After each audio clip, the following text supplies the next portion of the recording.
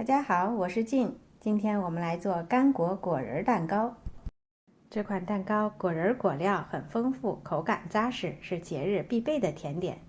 首先，我们来准备干果：50克红枣洗净去核，切小碎丁儿。传统的做法是用混合的干果，但我担心那种干果在制作的过程中间添加的糖比较多。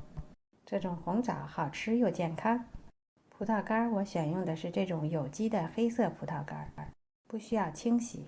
100克葡萄干，50克红枣碎，100克蔓越莓干，倒入1杯橙汁儿，加盖保鲜膜，浸泡大约2个小时左右。2个小时以后，干果吸收了橙汁的水分，体积变大，过筛去掉多余的橙汁儿。另外再准备一些果仁儿，60克大杏仁儿，60克核桃仁放入烤盘内码平，150度烤8分钟左右，烤出香味就可以了。烤熟的果仁切碎，大小根据自己的喜好而定。我喜欢颗粒大一点的，这样口感比较好。烤盘薄薄的涂一层黄油，以便脱模。底部可以垫一张烘焙纸。80克软化的黄油放入大碗中，打至蓬松的状态。加入50克红糖，搅拌至完全混合。分次放入3个鸡蛋，搅打混合好后再放下一个鸡蛋。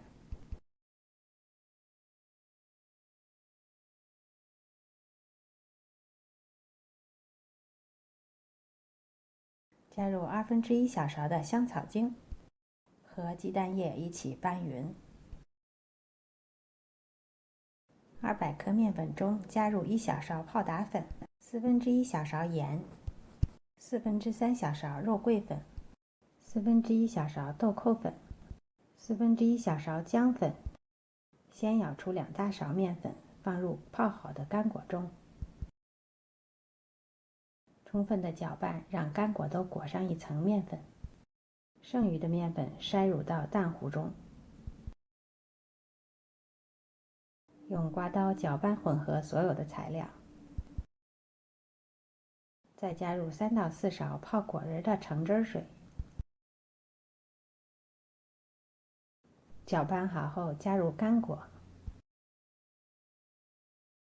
再加入切碎的果仁，翻拌混合在一起，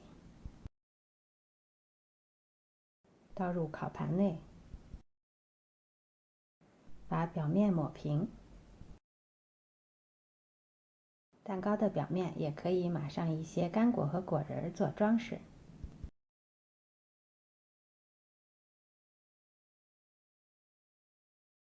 送入烤箱，165度烤60分钟到70分钟。烤到40分钟的时候，可以加盖锡纸继续烤。用一个牙签插入底部，拔出来是干净的，那么蛋糕就烤好了。出炉的蛋糕继续在烤盘里待10分钟左右。蛋糕稍微凉一些的时候就可以脱模了。你可以用小刀在四周划一圈，这样很容易脱模。非常好吃的果干蛋糕就做好了。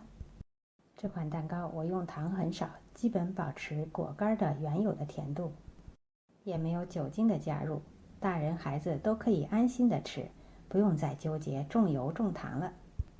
可以说是健康版的果干蛋糕了。